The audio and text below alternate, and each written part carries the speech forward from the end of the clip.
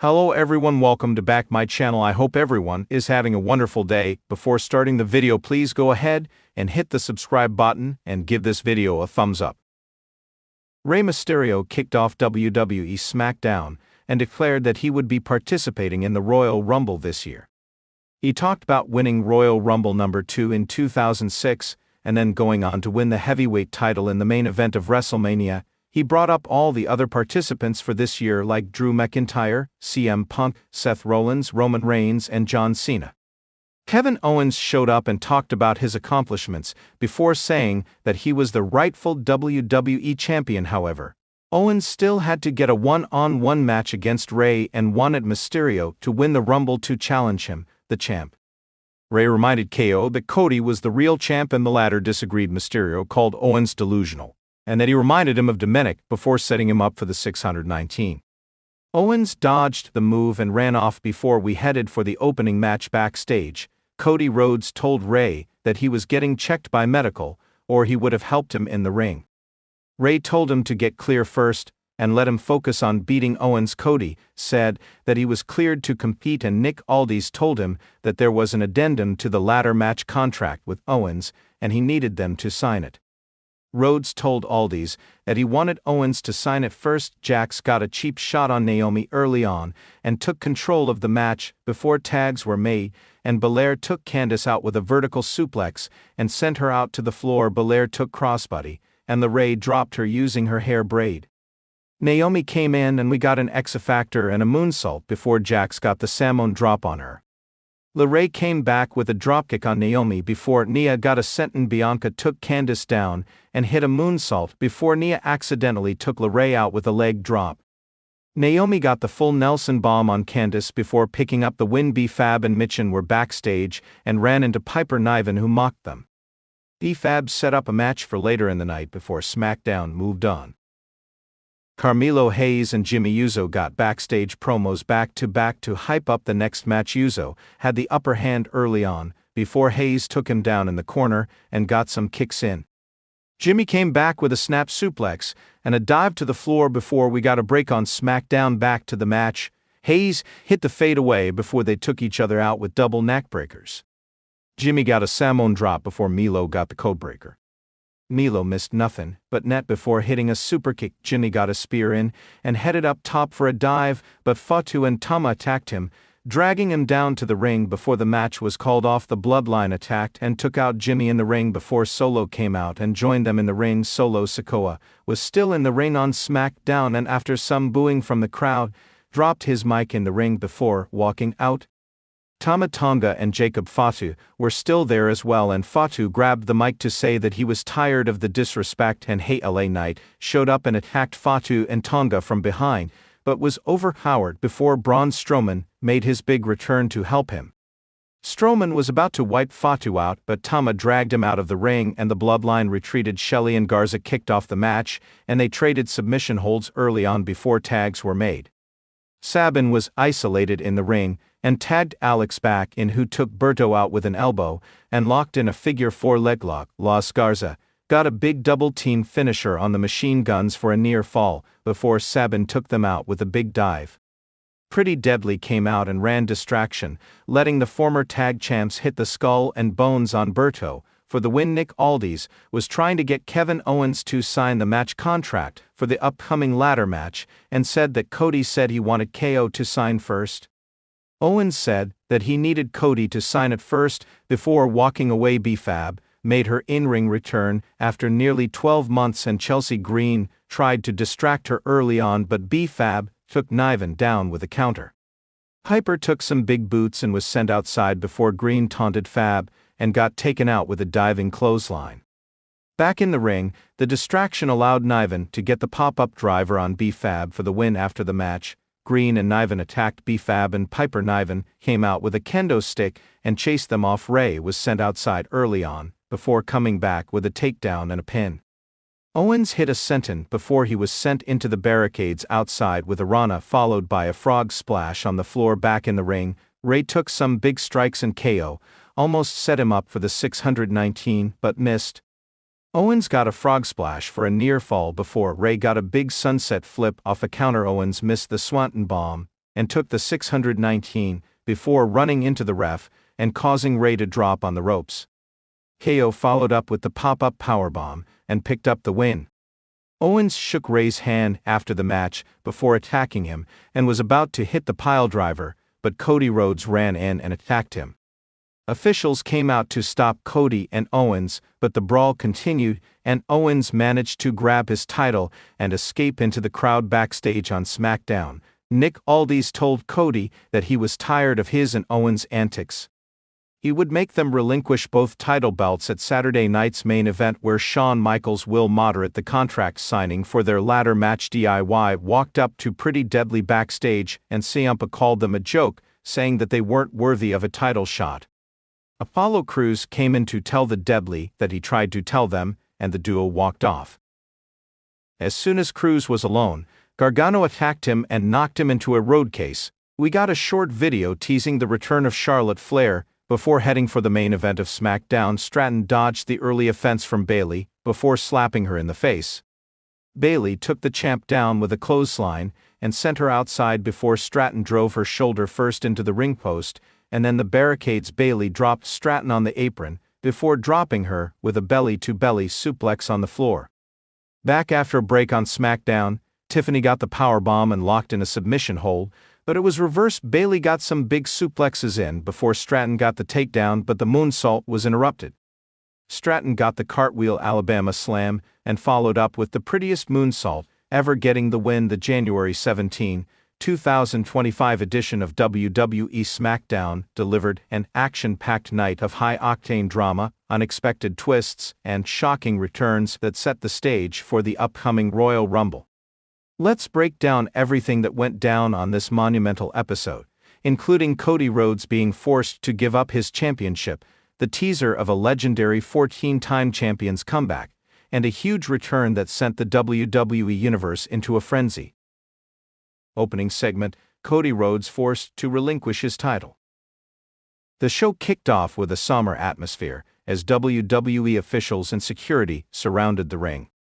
The crowd was buzzing, unsure of what to expect. The camera cut to the Titantron, where Cody Rhodes, the current WWE Universal Champion, was seen walking backstage with a pained expression on his face. His shoulder was heavily taped, a result of the brutal attack he had suffered at the hands of Roman Reigns just a few weeks ago. As Cody made his way to the ring, the WWE Universe gave him a thunderous ovation, but there was a sense of unease in the air. The Universal Championship belt rested over his shoulder, but there was something different about his demeanor tonight. He didn't look like a champion ready to defend his title. Once in the ring, Cody grabbed a microphone, and the crowd went silent in anticipation. "Ladies and gentlemen, I didn't think I'd ever have to say this," Cody began, his voice filled with emotion. "But after the brutal assault from Roman Reigns and the condition I'm in right now, I'm forced to do something I never thought I'd have to do. I'm not the kind of guy who takes the easy road. I've fought through everything to get here, but right now I can't defend this title. The doctors have advised me to step away for my own health, and I need to do what's right for my future. I'm being forced to relinquish the WWE Universal Championship." The crowd was in shock as Cody placed the Universal Championship in the center of the ring. There was a mixture of sadness, disappointment, and confusion as fans tried to process what was happening. The image of the champion giving up his title was a surreal moment, especially after the incredible journey he had gone through over the past several years. Just as Cody was about to exit the ring, he was interrupted by the unmistakable sound of Roman Reigns' theme music. The crowd erupted in boos as Reigns, with the Usos flanking him, made his way to the ring. Reigns, the former champion, had a smug grin on his face as he slowly stepped through the ropes, looking down at the Universal Championship belt in the ring. "I knew you wouldn't be able to handle it, Rhodes," Reigns said, his voice dripping with arrogance. "I told you from the beginning that you didn't belong at the top. You're weak, and now I get what was always mine. The title should have never left me in the first place." Cody's eyes flared with anger as he stared at Roman, but he remained calm. "You don't get it, Roman," Cody said through clenched teeth. "This isn't about you. This is about me doing the right thing for my health. If you want that belt so badly, you can take it. Just know that I'll be coming back for it when I'm ready." Roman Reigns chuckled before raising the Universal Championship and holding it high. "Yeah, you'll be back all right," Reigns sneered. "But when you do, I'll still be holding this, so go ahead and heal up.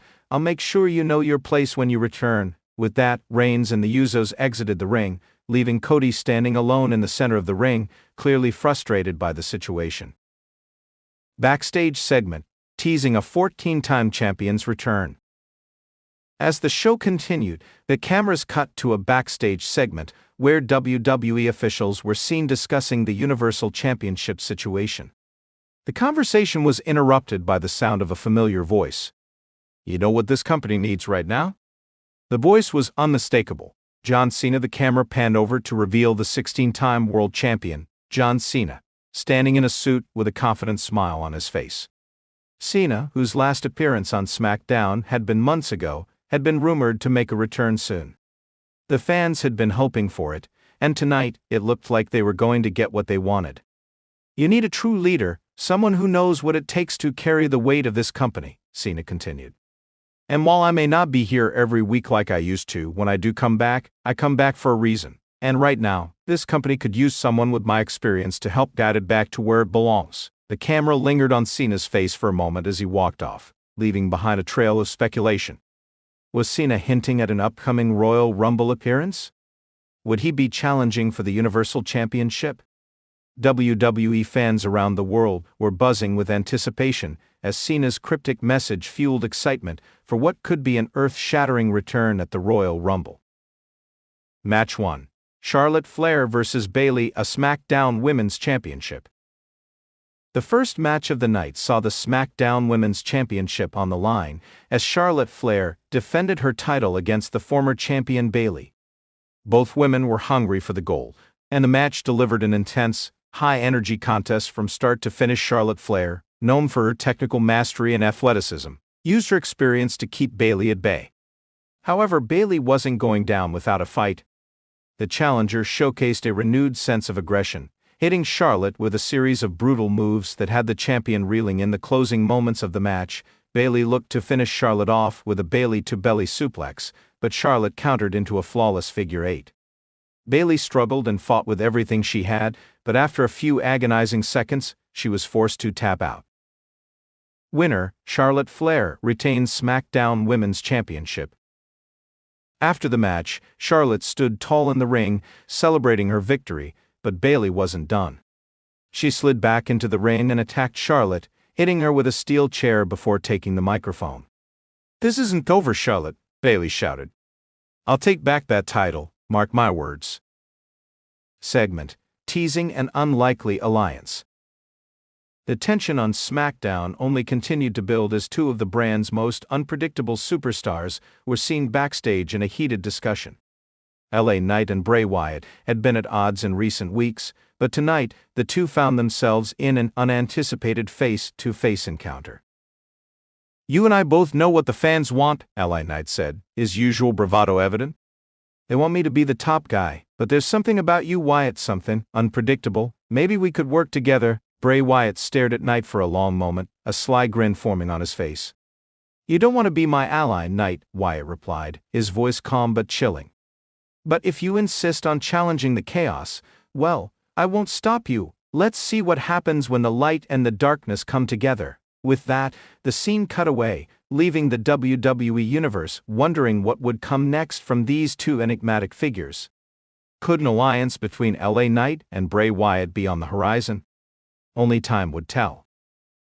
Main event, the Bloodline vs. Kevin Owens and Sheamus tag team match. In the night's main event, the Bloodline Roman Reigns and the Usos took on the team of Kevin Owens and Sheamus in a high-stakes tag team match.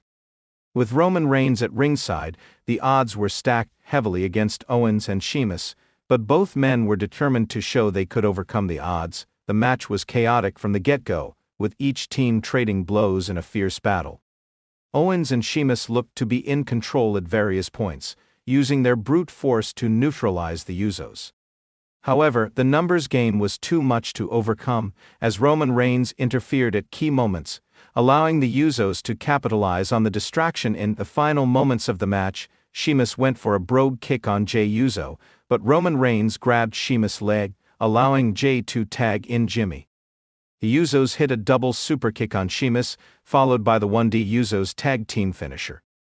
Owens rushed in to break the pin, but Roman quickly speared him outside the ring. Winner, the Bloodline. After the match, Roman Reigns and the Usos stood tall in the ring, their dominance undeniable. But just as the Bloodline was celebrating, the lights in the arena went out.